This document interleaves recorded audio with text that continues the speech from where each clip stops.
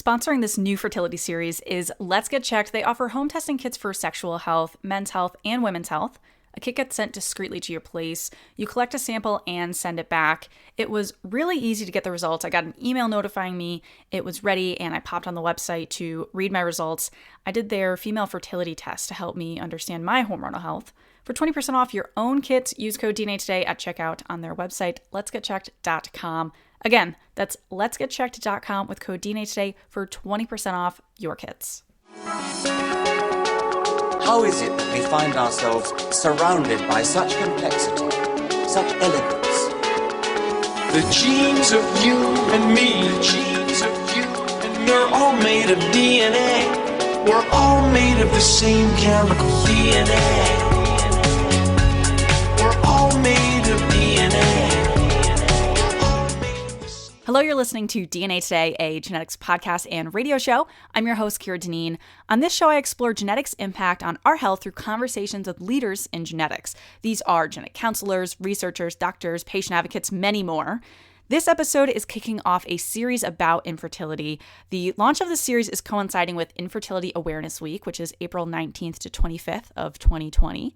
Over the next few episodes of DNA Today, I'm really excited to bring you interviews with experts in fertility. These include genetic counselors, a couple who went through IVF, even filmmakers who produced a science fiction movie about fertility. Currently, 7.3 million Americans face infertility, and I wanted to bring awareness to this, but also education by having these conversations to learn about the science and genetic side, as I'm always interested in that, but also hearing the patient side and hearing how infertility has impacted people's lives and hearing their perspective. So there's so many exciting guests to be looking forward to in the next few episodes of DNA Today. My guest to launch this series is Lauren Isley, who is a genetic counselor that specializes in fertility and assisted reproductive technologies, also known as ART for short.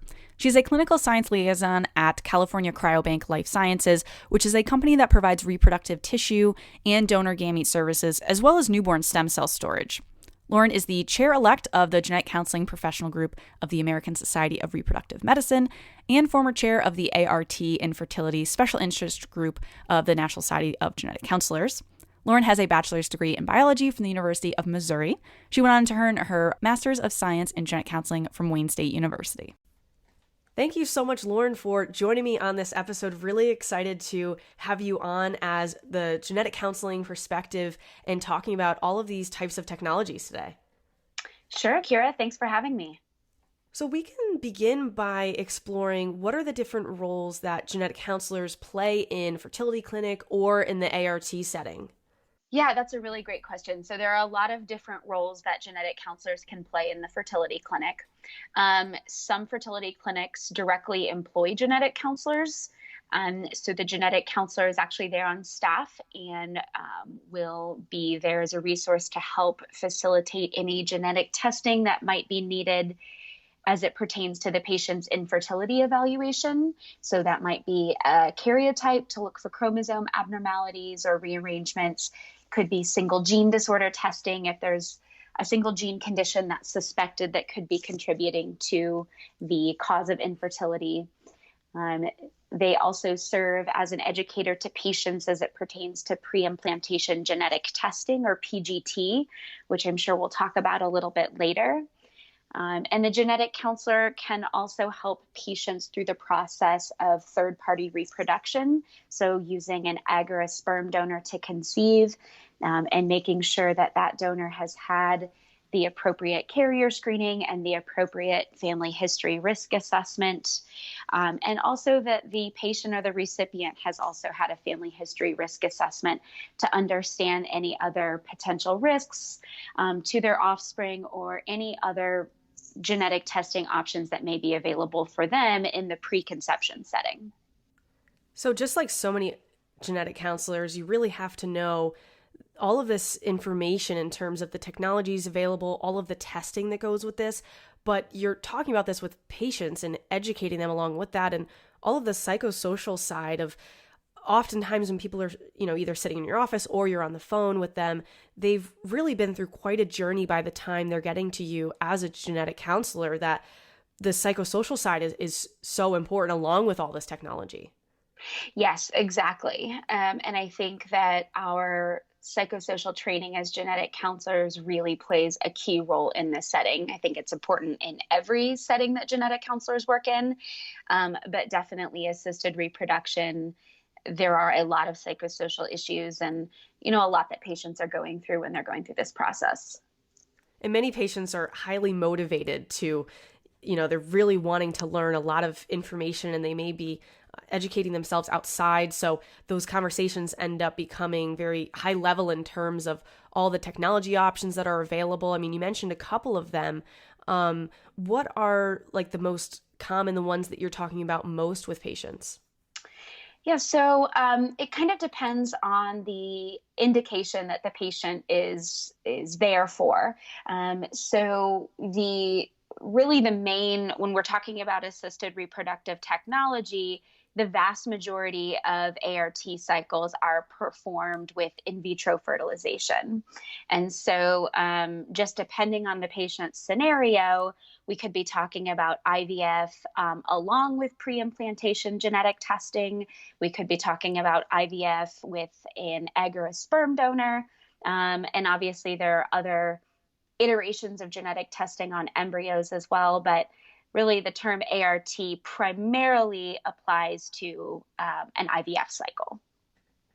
And before trying to conceive, you mentioned carrier screening. It's advantageous for people to have carrier screening before they're headed down, doing an IVF cycle or whatever they're choosing and going for. How does the testing work? Are there certain conditions that are really mainly tested? I mean, there's a lot of different options and panels within all of this. It's hard to pinpoint maybe what is best for a patient and their partner.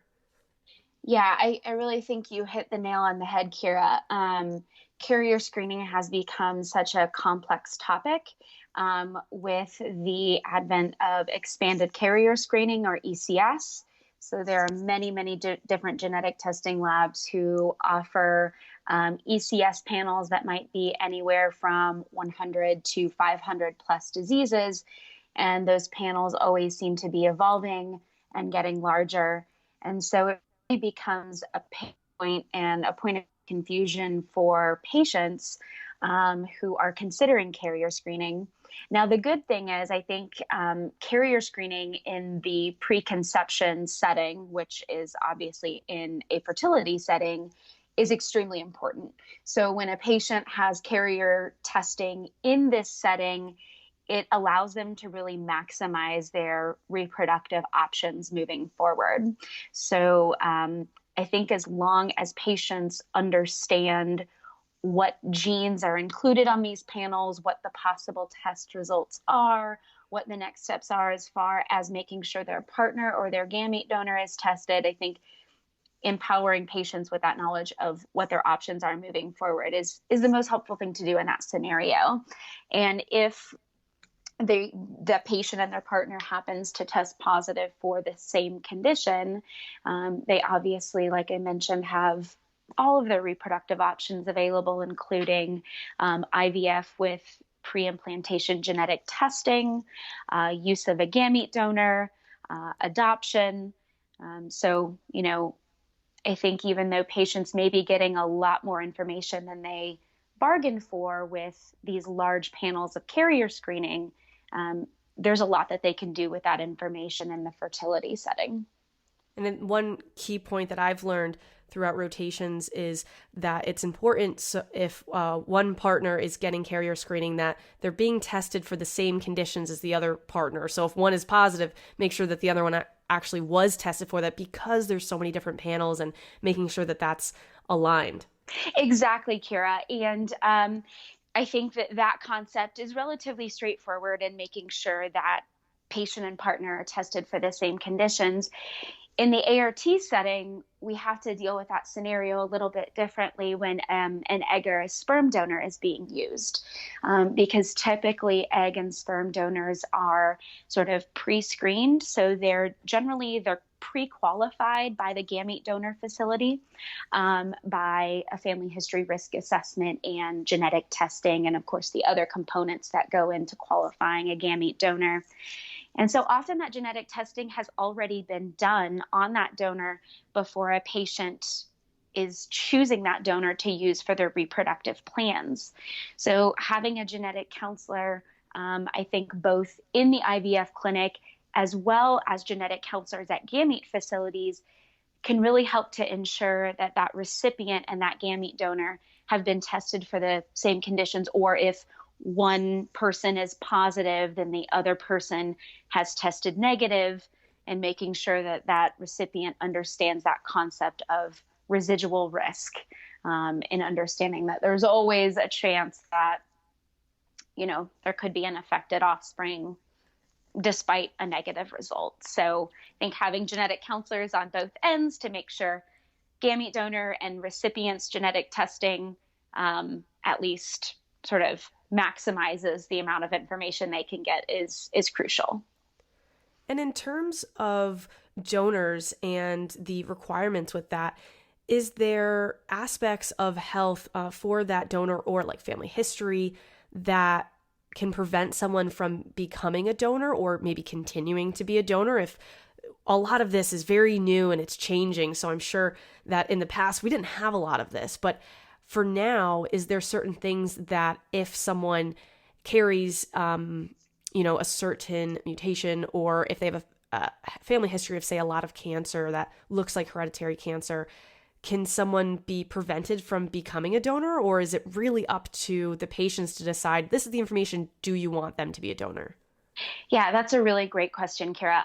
So when I think about evaluating gamete donors as it pertains to health risks and genetic testing, I like to think of it in two separate arms.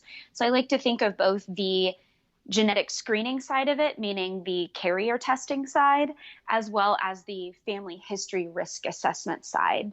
So I think sometimes patients and providers don't understand that a carrier screening panel of 500 diseases isn't going to help with the family history risk assessment on the gamete donor. So to answer your question, the American Society of Reproductive Medicine actually has guidelines about gamete donor qualification and sort of what should go into the genetic evaluation of a gamete donor, and then aspects of a family history or genetic testing results that would generally disqualify a prospective gamete donor from donating at that particular facility. And so when it comes to genetic test results, generally ASRM says that donors should not be affected with a monogenic condition, so should not be affected with an autosomal dominant condition or an X-linked condition. And generally that's because that would pose a significant health risk to the offspring of that donor. There are some other aspects. So we talked about carrier screening earlier. Many of the expanded carrier screening platforms that are available actually do include diseases that being a carrier for those conditions is associated with health risks in that individual.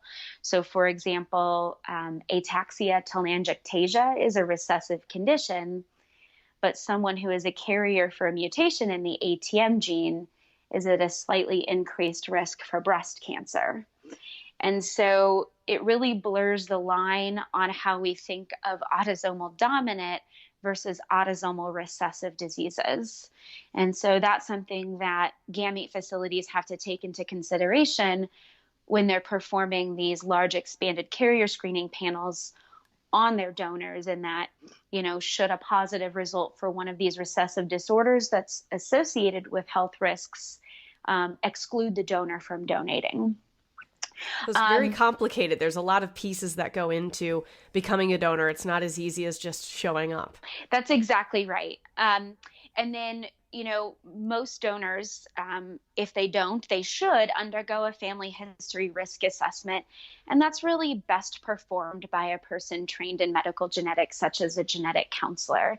And so that involves typically exactly what you would do in any genetic counseling setting, and taking a detailed 3-generation pedigree to assess the donor's family history for any health conditions that the donor may be at an increased risk for, or that the donor's offspring may be at an increased risk for. And so there are certain guidelines within ASRM that says if this is present in a donor or the donor's first degree relative, then that generally should exclude the donor from donating.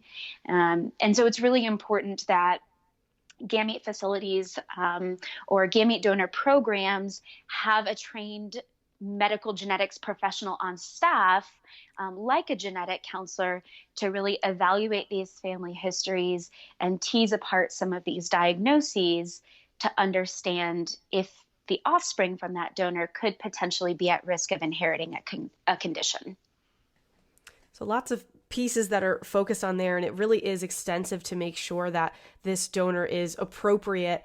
And so that information, I'm sure, maybe not all of it, but some of it is available to patients looking to use these donor gametes. Exactly. So any gamete donor program should have a mechanism in which they can distribute that medical information on that gamete donor to the prospective recipients.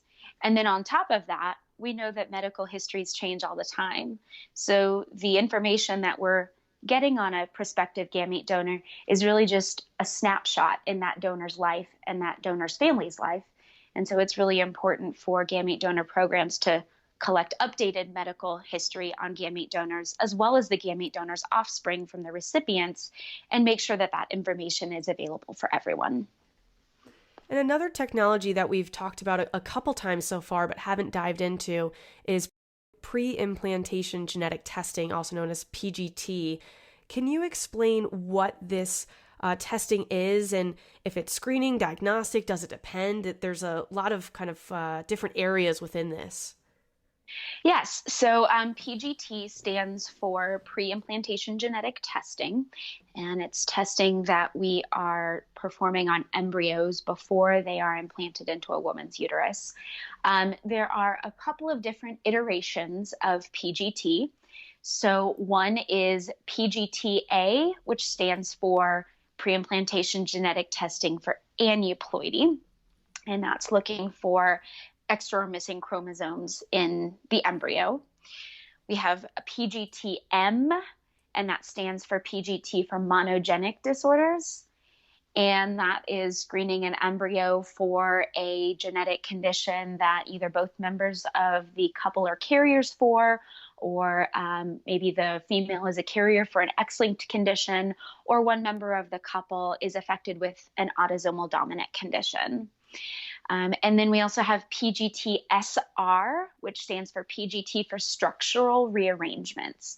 And that's sort of like an offshoot of PGTA, in that we're really, we're looking at all of the chromosomes, but we're really honing in on a specific chromosome that's involved in a chromosome rearrangement that one member of the couple carries. So for example, if the male carries a chromosome translocation, PGT-SR will sort of hone in on those chromosomes of interest that are involved in the male's translocation and be able to assess, did the embryo inherit an unbalanced form of that chromosome translocation. And in terms of, that's the three different types, which is really great you outlined it that way, because even for me, when I'm thinking back, I'm like, I know there's different types, which is which. Great explanation. For this type of testing, out of those three, are some of them screening and some of them diagnostic, or are they all one way, all the other way? So that's a really good question. So really, they are all screening tests. And the reason that they're screening tests is because we are taking a very, very, very small amount of DNA, typically from several cells of an embryo. And so when we have such a small amount of DNA to work with, there's a little bit of a larger room for error in being able to accurately assess the chromosomal composition or the single gene disorder. And so we do think of these as screening tests. So as such, there is still a recommendation to follow up with diagnostic testing, like a CVS or an amniocentesis, once a pregnancy has occurred following IVF with PGT. And of these PGTs, can you perform, like we talked about the three types, can you do, say, all three types of PGT on one embryo, or do you have to choose one? Generally, yes. So most labs have what they call amplification techniques. So they receive the embryo biopsy in their lab, which again is just a subset of cells from the embryo, and they extract out the DNA, and then they're able to amplify that DNA or make a lot more of it. And so generally with that extra DNA that they can make, they are able to run multiple forms of PGT on an embryo sample. So sometimes, for example, if a patient is undergoing IVF for PGTM, let's say they're both carriers of cystic fibrosis, and they really want to have as much information as possible in addition to the cystic fibrosis status of the embryo, they may also opt to undergo PGT-A to understand which embryos are euploid with the correct number of chromosomes or aneuploid with the incorrect number of chromosomes. And then that way they can use both cystic fibrosis status and chromosomal status to guide which embryos are best suited for transfer. And that makes sense if you're already taking cells and doing this process, that it's probably, in terms of looking at it from a money standpoint, that looking at that extra information is probably worthwhile at that point in going through this testing with all the technology and the effort that's being put into it. Exactly. I mean, this is both a very big emotional and financial burden on patients when they undergo IVF or any assisted reproductive technology. And so often patients think exactly like that they really want to maximize their chances, and that, if they can undergo this additional chromosome testing to transfer euploid embryos, then it's probably worth their while having gone through this whole process. And so in terms of other information that PGT can be giving us, a common question from patients, I'm sure, that I've heard even in a prenatal setting is, can it tell the sex of the embryo? And can people choose an embryo based on, say, that alone? Yeah, PGTA definitely looks at the sex chromosomes of the embryo. And so it is possible to determine whether or not the embryo is male or female. And that's with, of course, the caveat that this is a screening test. So it is possible that there could be a misdiagnosis of sex chromosomes, meaning that a lab could report out the sex chromosomes incorrectly. So patients should definitely understand that. As far as using the sex chromosome information to help guide the embryo transfer, that's really at the discretion of the individual IVF clinic. So, if there are 2 chromosomally normal female embryos and 2 chromosomally normal male embryos, then the IVF center may allow the patient to choose which embryo they would like to transfer, because there are multiple embryos that are euploid and suitable for transfer.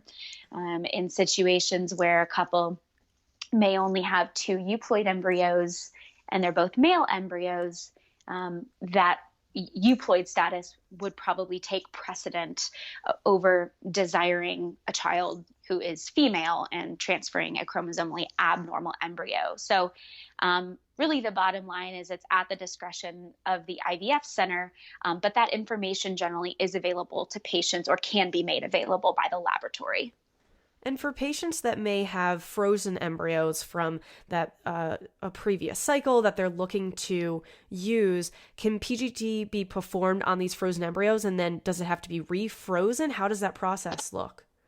Yeah, generally, if embryos are already frozen, so what happens the majority of the time is the embryos are biopsied by the IVF center, so by the embryologist in the IVF center, and then those embryo biopsies are shipped off to the PGT lab and they're analyzed.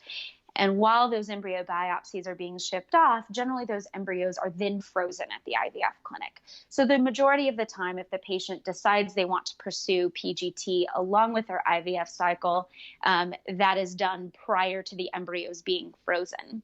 Now, I'm sure there are some scenarios where PGT was not performed and a couple or an individual might have some frozen embryos that they want tested.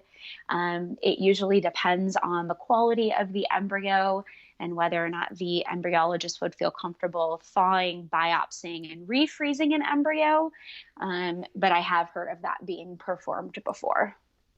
And so we've been talking a lot about patients that are going through this maybe actively and looking to move along. They're going through an IVF cycle, looking to conceive at that time. But there's also the flip side of people that are not at a point where they're ready to conceive and they're just thinking the future, and they may have heard of egg and sperm freezing. How does this work? And is there like maybe an ideal time to be doing this, or does it really just depend per person? So this is a really hot topic right now in the fertility industry, in sort of using planned oocyte cryopreservation for future family building purposes. And I think this is a really great option for individuals in a lot of different scenarios. And there can be a number of reasons why an individual wants to delay childbearing. So obviously that is available for males. If there's any reason why they need to preserve their fertility for future use, it could be active military duty. It could be a cancer diagnosis where they're undergoing chemotherapy, which is gonatotoxic, and may impair their fertility. So generally, we don't think of an issue with or a huge issue with older males trying to conceive. We generally think of that sort of age-related fertility decline as it pertains to females. And so similar to males, females may decide to preserve their fertility if they're undergoing chemotherapy, or even if they just want to delay childbearing. And so many fertility centers do offer this planned oocyte cryopreservation as an option. And in a sense, these women are undergoing an IVF cycle just without that embryo transfer. So it's the same process of stimulating the ovaries to produce a lot of eggs and then undergoing an egg retrieval. And then either those eggs are cryopreserved at that state, or if the female has a male partner or a sperm donor, those eggs can be fertilized into embryos, and those embryos can be cryopreserved. So I think it's a very personal decision, but planned oocyte cryopreservation is something that is becoming more popular. I know of some insurance companies that are actually starting to cover it. And I do think it is a great option for individuals who are hoping to delay childbearing. I think one of the big things that we tend to talk about in the industry, though, is that we don't want to overpromise these individuals that this is an absolute slam dunk guarantee that they will be able to have children in the future, there's a possibility that these frozen eggs or these frozen embryos may not be successful in a transfer. And so it's important to mitigate those expectations of someone who is looking to preserve their fertility for the future. And for those patients that may have embryos that are left over from previous cycle and they're finished with childbearing, what are their options of what to do with these leftover embryos? So many centers do have embryo donation programs where the individual or the couple can actually donate their embryos to another individual or couple who is looking to build their family via donated embryos.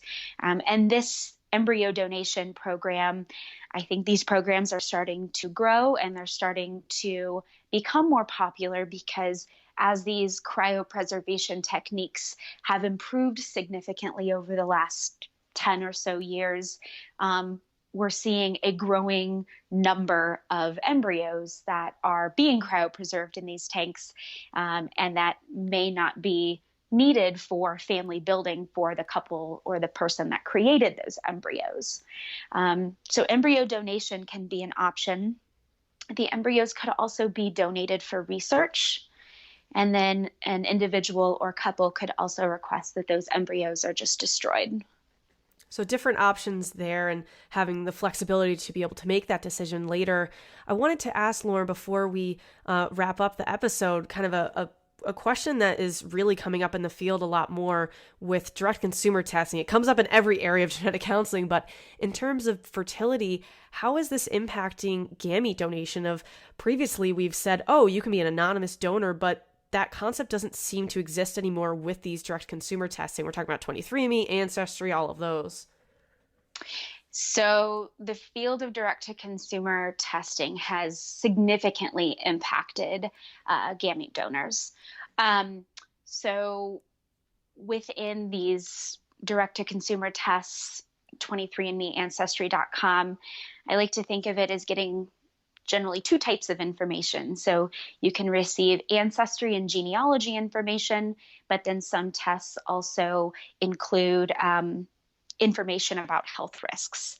So as it pertains to ancestry and genealogy, we're seeing more and more situations where individuals learn that they are conceived via gamete donation, learn that they were adopted, and more situations where a gamete donor's anonymity is compromised.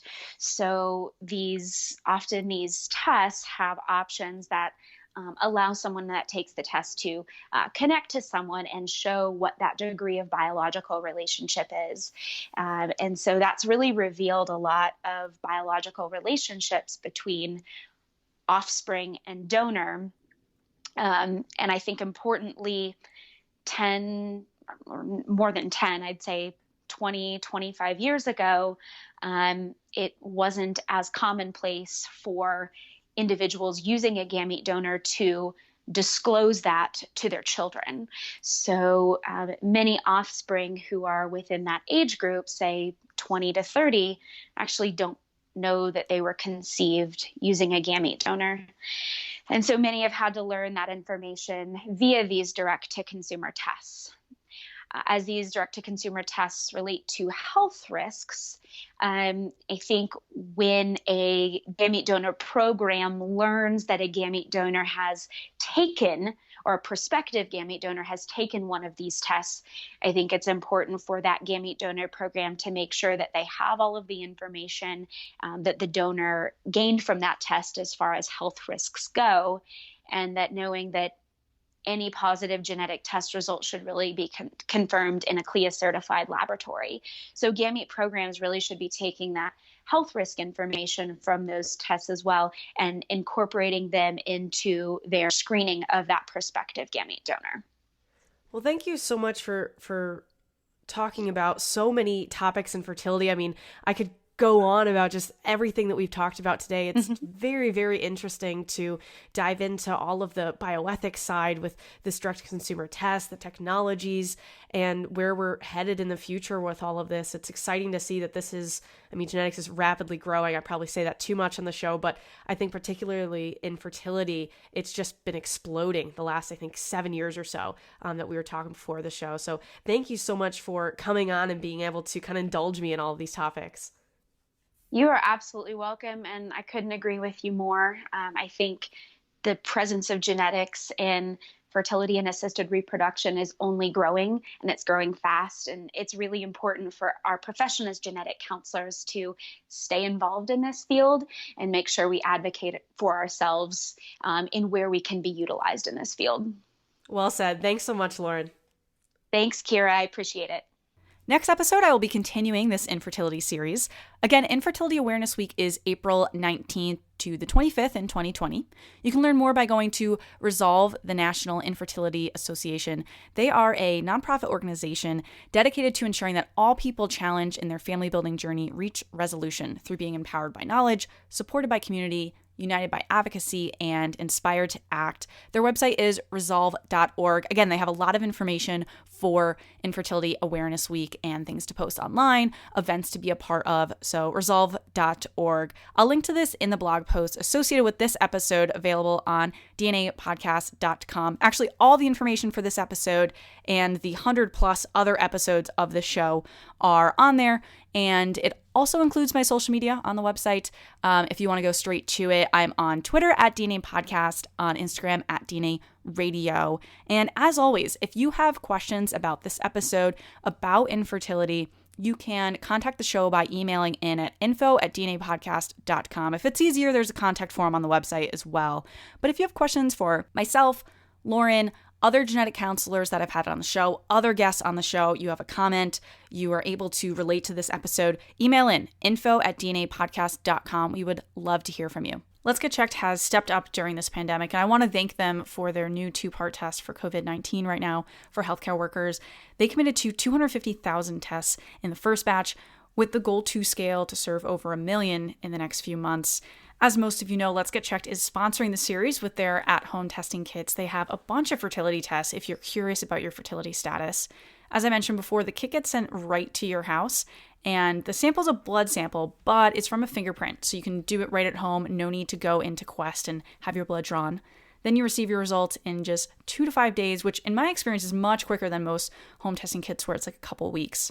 A couple of hormones that are looked at in their CLIA-certified lab for the female fertility tests includes follicle-stimulating hormone and luteinizing hormone.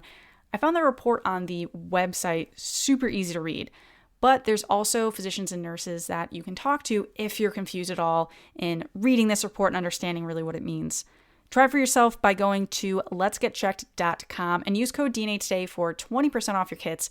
Again, you can use code DNA Today for that 20% discount on your kits at letsgetchecked.com. Thanks for listening, and join me next time to learn and discover the new advances in the world of genetics. The genes of you and me, the genes of you and me, they're all made of DNA.